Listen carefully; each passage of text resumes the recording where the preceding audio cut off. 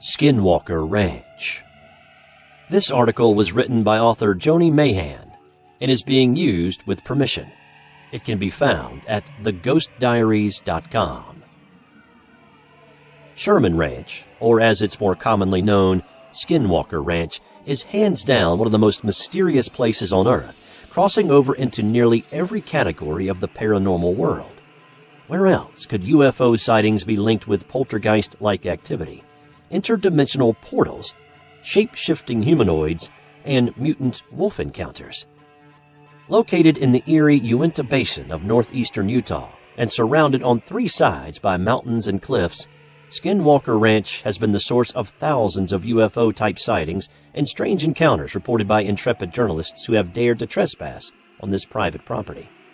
The general consensus is that some kind of above top-secret paranormal experimentation has been taking place there. But to truly understand how creepy and mysterious Skinwalker Ranch is, you have to know the history and the context. Some people have attributed the phenomena to the original Navajo legend of the Skinwalker. By definition, a Skinwalker is a person, usually of Native American origin, who has the ability to transform into an animal of their choice. In the Navajo culture, Skinwalkers can assume different forms based on their need.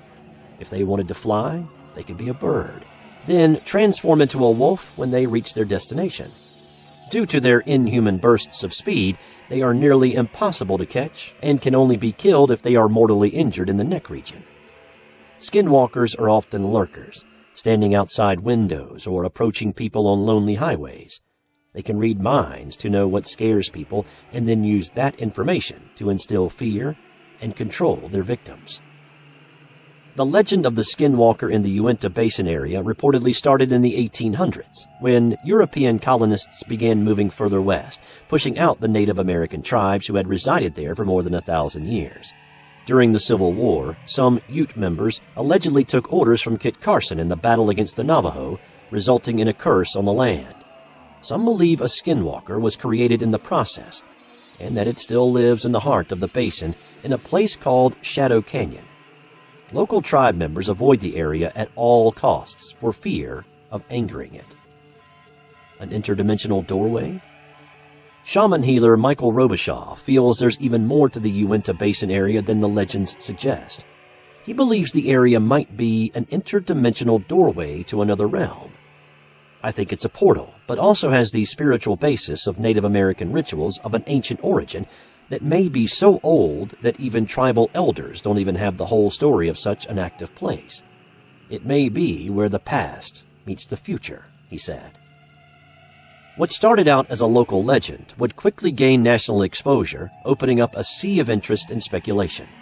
It would soon become perhaps the most thoroughly researched paranormal hotspot in the world, while providing its fair share of controversies and conspiracy theories in the process. In 1994, Terry and Gwen Sherman started the ball rolling when they purchased a 480-acre ranch in the Basin area.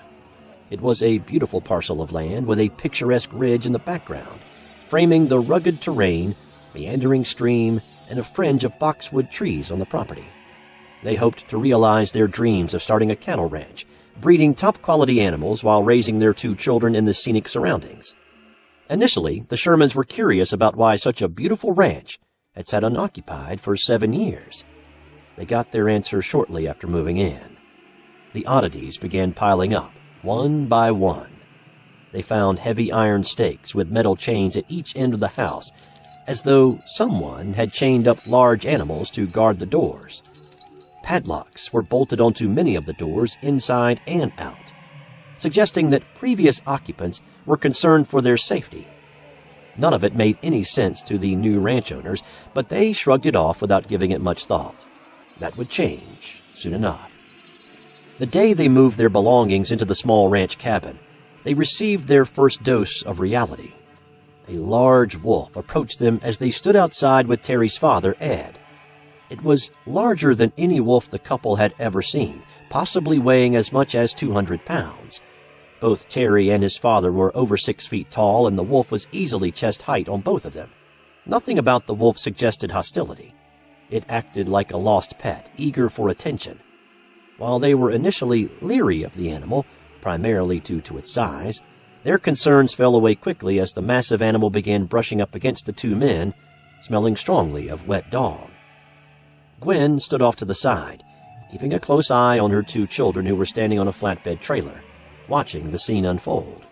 After she grew more comfortable with the situation, she called the kids over to the animal, who showered it with attention and begged to keep it as a pet.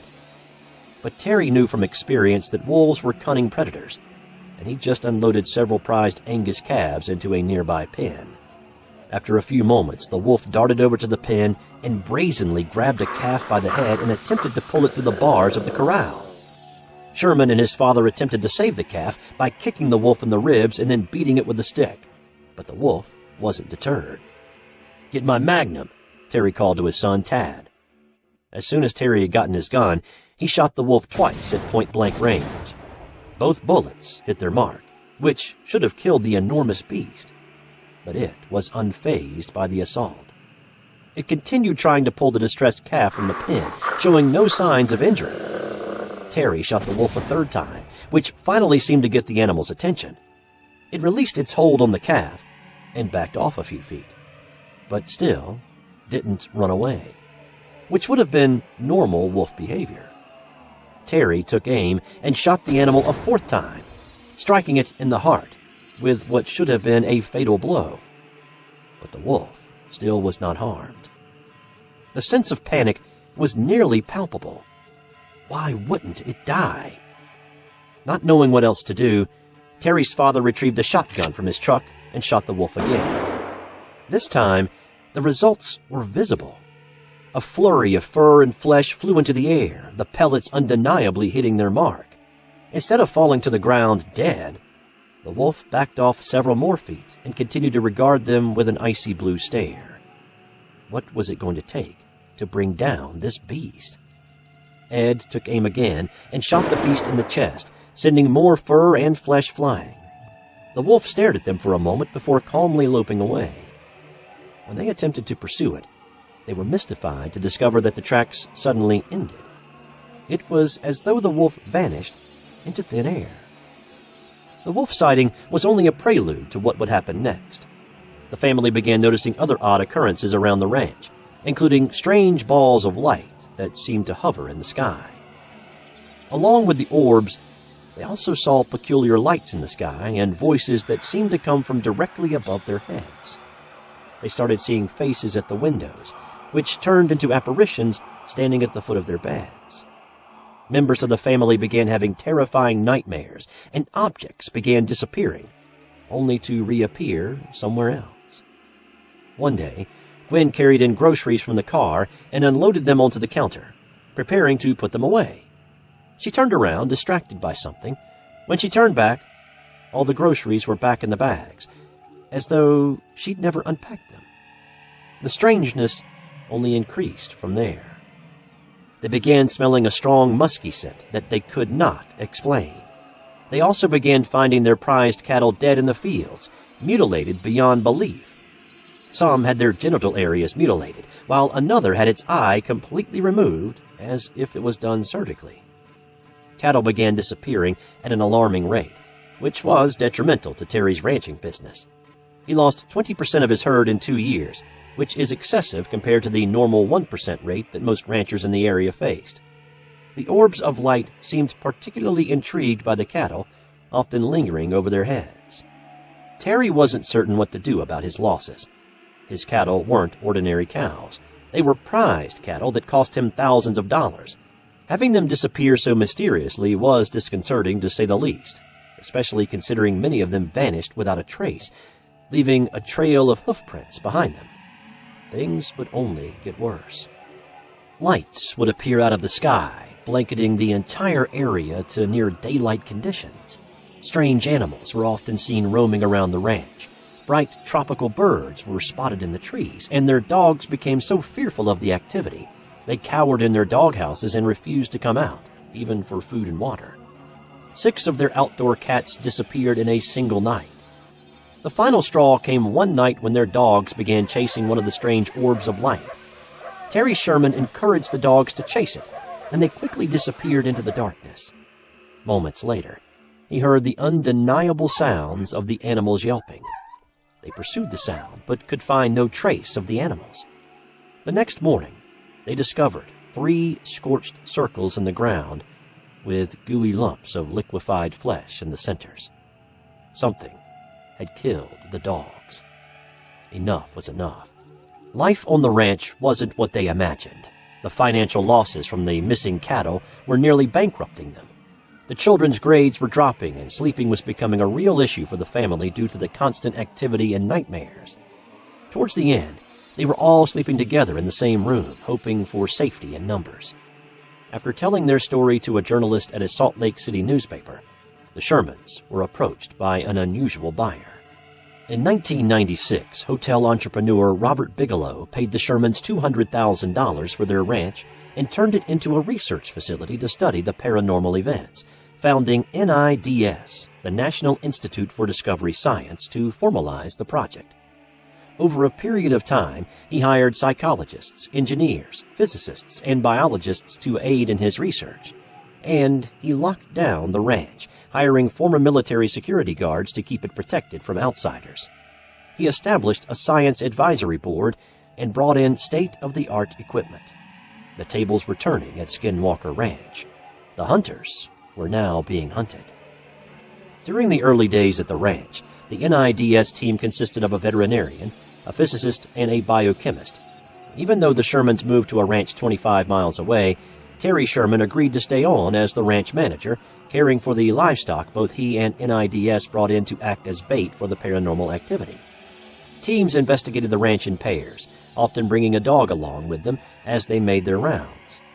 One of the researchers hired for the ranch was Dr. Colm A. Kelleher, a biochemist with 15 years of cell and molecular biology experience.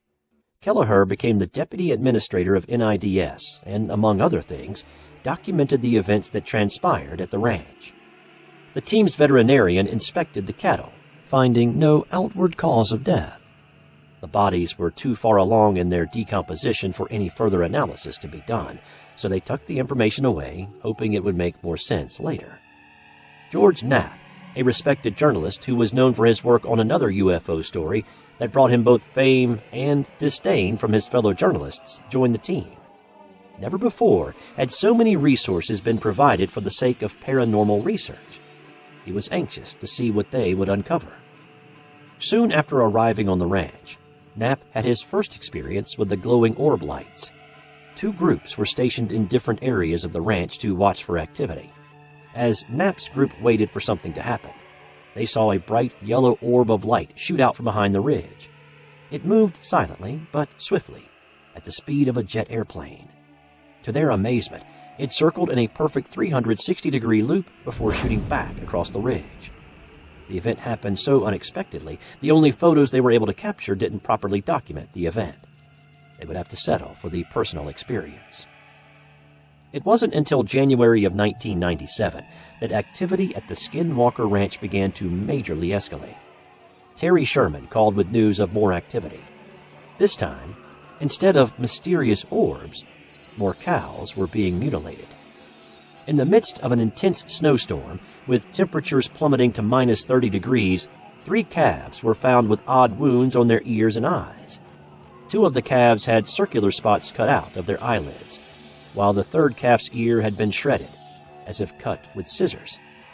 The veterinarian called to inspect them found the injuries to be strange, especially considering they occurred during the midst of a major snowstorm.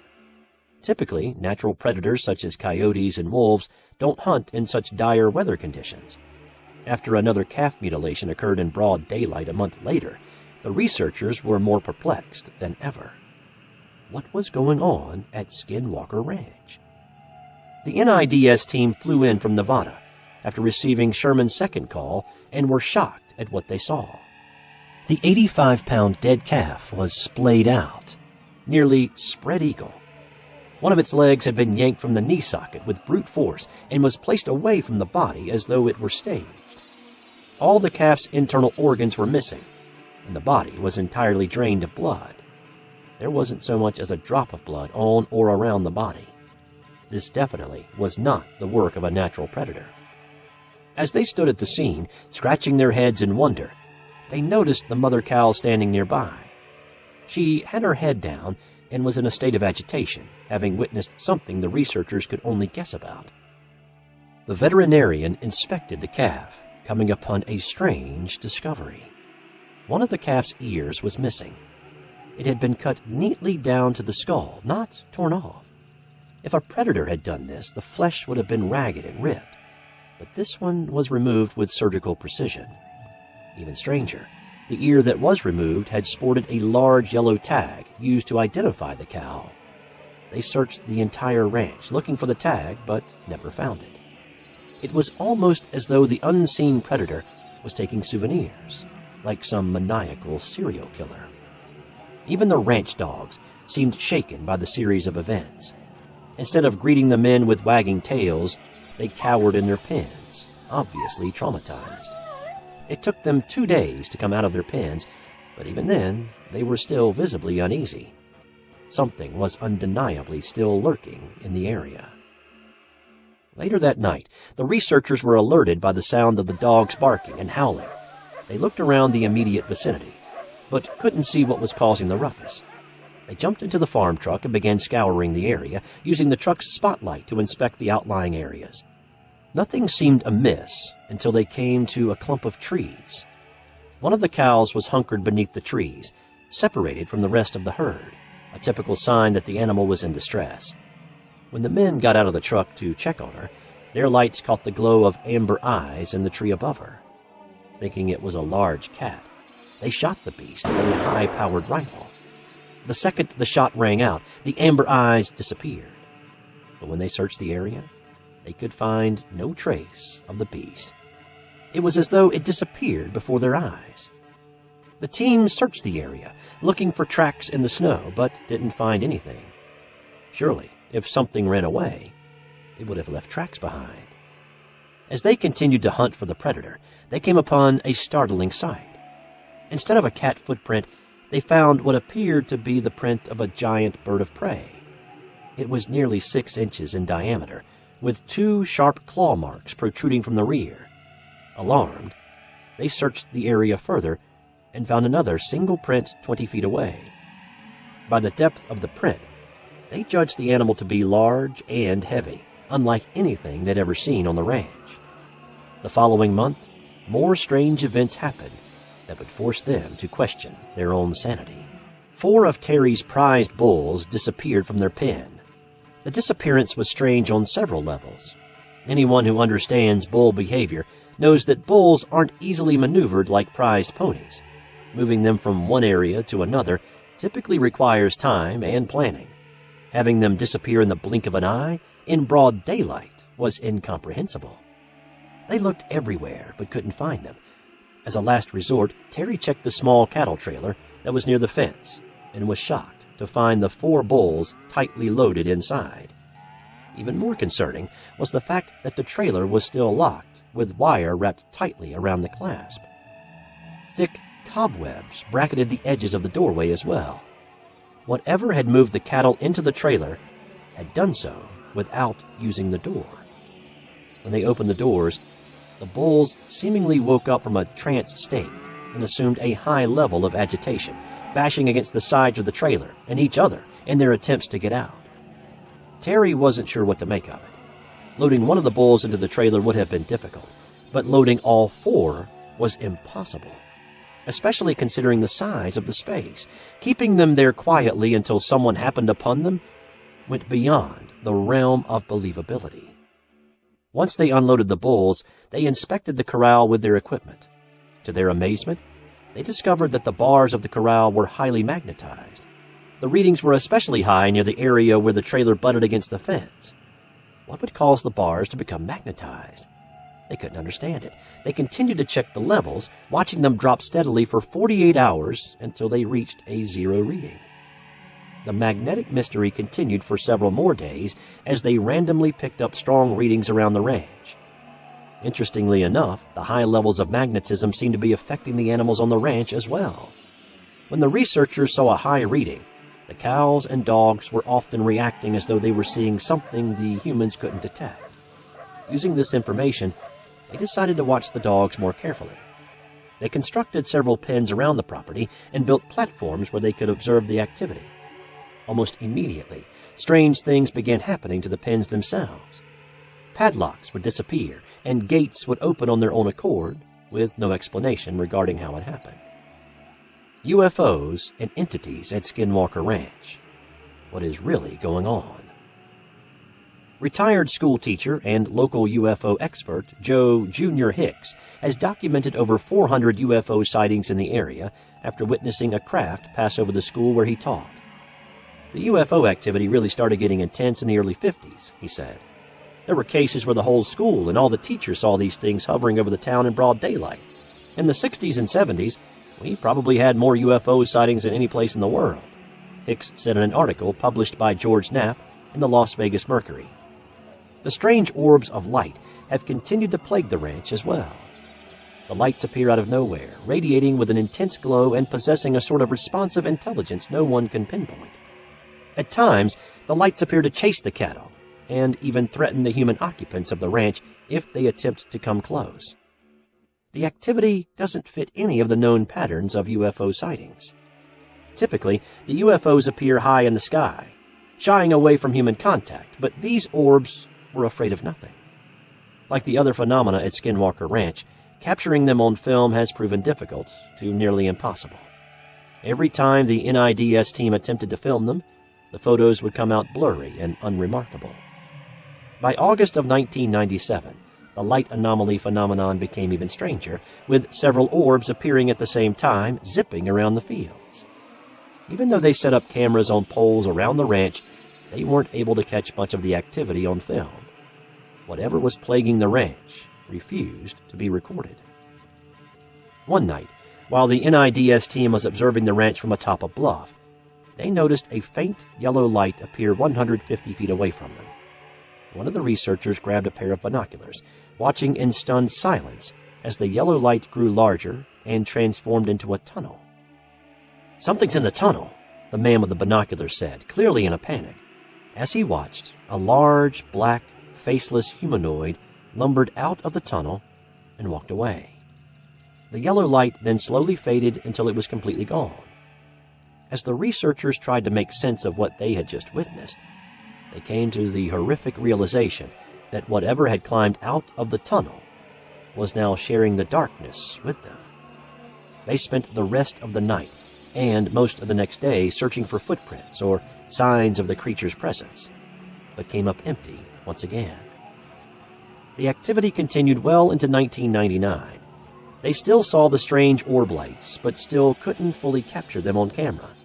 The researchers began finding the cameras dismantled or missing altogether. The entities were not only elusive, but were also knowledgeable about our technology as well.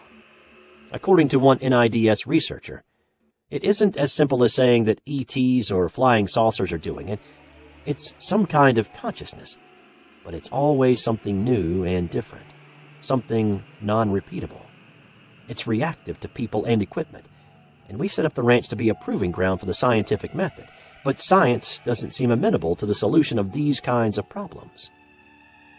Terry and Gwen were leaving the ranch one day to head back to their new ranch when they saw something dart across the field where they kept several horses.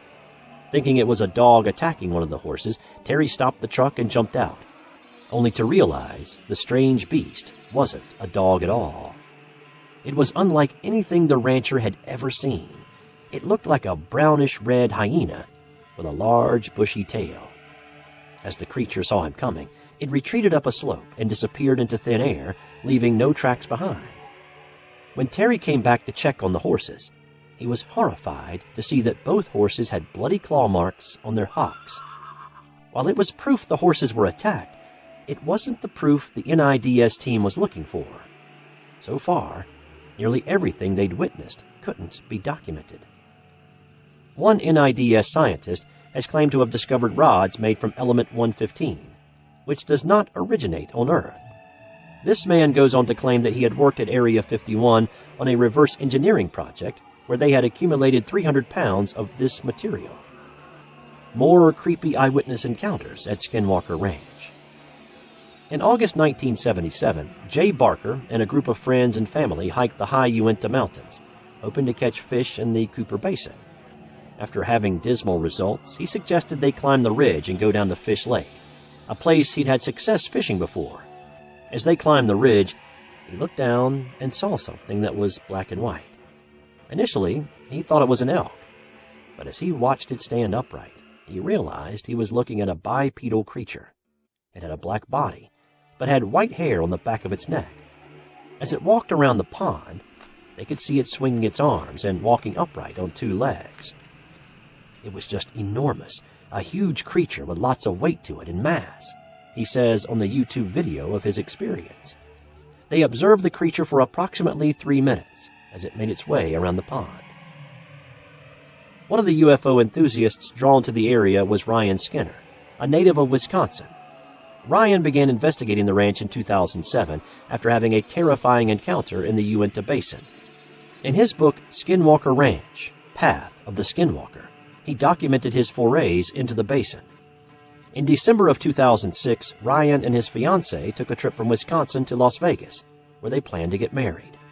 During a long drive down a deserted road in Utah, he turned the wheel over to his fiancée so he could rest his eyes for a while.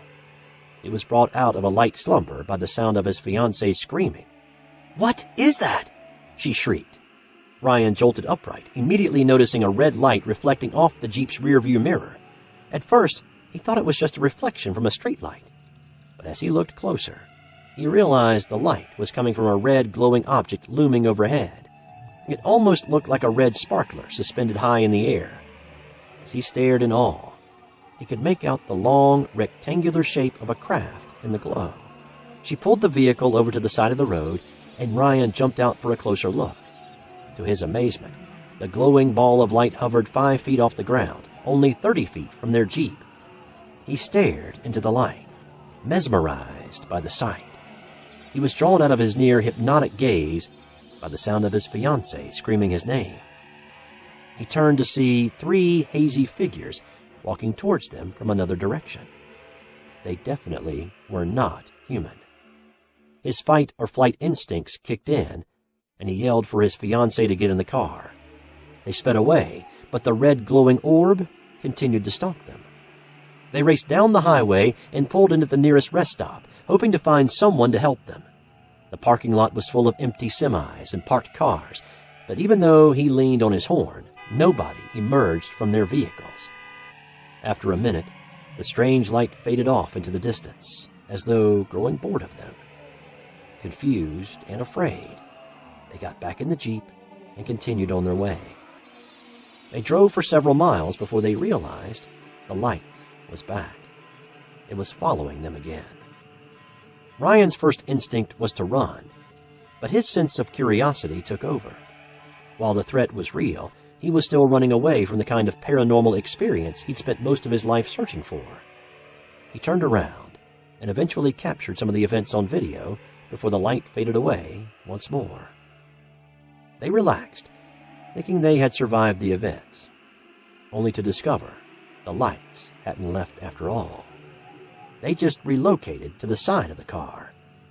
He rolled down the window to get a better look and was shocked to discover that the lights were mutating into alien faces. The strange beings drifted closer to the car, giving them a full view of their faces and strange, tight-fitting clothing. Ryan fumbled for the camera, wanting to document the event, but it wouldn't turn on. The battery was dead. It was definitely time to get out of there. He tried to start the car, but the ignition only gave a half-hearted attempt to turn over. The entities outside the window were clearly in control. Several long moments passed before the beings finally faded away, leaving Ryan with a mystery he'd spend the rest of his life pursuing. After his experience, he began researching the area in earnest, which led him to the story about Skinwalker Ranch. After reading the article, he realized the ranch was just south of where they had their encounter. A year later, he made his first foray to the ranch, armed with paranormal gear and a passion to learn more about the area that had made such an impact on his life. While there, he encountered another strange orb of light that chased him off the Skinwalker Ranch property, leaving him shaken and perplexed. In his repeat visits to the ranch, he encountered many things he couldn't explain, including more of the hovering light orbs, as well as a giant wolf-like creature, similar to the one the Shermans experienced. Even stranger, both he and his brother, who accompanied him on the second trip, experienced hallucinogenic voices and pictures in their heads, as though the entities were trying to communicate telepathically. If that were the case, the message was not a pleasant one. It was clear that whatever was on the ranch wanted them gone. In his follow-up book, Skinwalker Ranch, No Trespassing, Ryan dug deeper into the history of the Uintah Basin, as well as the phenomena that has been reported there. He interviewed several former security guards from the ranch, as well as documented accounts from local residents. Ryan set up a website regarding the Skinwalker Ranch, which he shares and collects information about the ranch. Jesse Ventura, known for his days as a professional wrestler and former governor of Minnesota, shot an episode of his television show Conspiracy Theory for True TV at the ranch, digging into the theories surrounding the cover-up of information. They too had electronic issues, as though the ranch entities were taking over the equipment and preventing further documentation. Although updated information regarding UFO sightings at Skinwalker Ranch is nearly impossible to obtain, residents in the Uintah Basin continue to report sightings. Corey Sarawak from Fort Duchesne, Utah, witnessed bright flashes of blue and red lights, followed by a flash of green light in 2012 outside the Red Pine Residential Treatment Center where he worked. The outside was green. You could see the trees. You could see the basketball hoop just like a light was on, a floodlight. It was so cool, he said of the incident. I still get chills thinking about that. Like, it's just so unreal, he said in an article in the Uintah Basin Standard. Sarawak set up a Facebook page to collect information from others in his area who have also experienced strange activity. The responses range from flashes of lights in the skies to a strange black being that hops from rooftop to rooftop. Theories about Skinwalker Ranch continue to circulate, but no one has yet to make any sense of the occurrences. Could it be extraterrestrials keeping tabs on the human race? Or perhaps it is a portal to another dimension, where creatures travel to and from our world. One report that was recently released was rather frightening. The Uintah Basin has a higher than normal rate of stillborn babies. While researchers blame the issue on pollution, others aren't so easily convinced. Is it due to poor air quality? Or could it be something else? The mysteries of Skinwalker Ranch might never be solved, but the intrigue has settled permanently into the minds of its followers. There is no place like it in the world.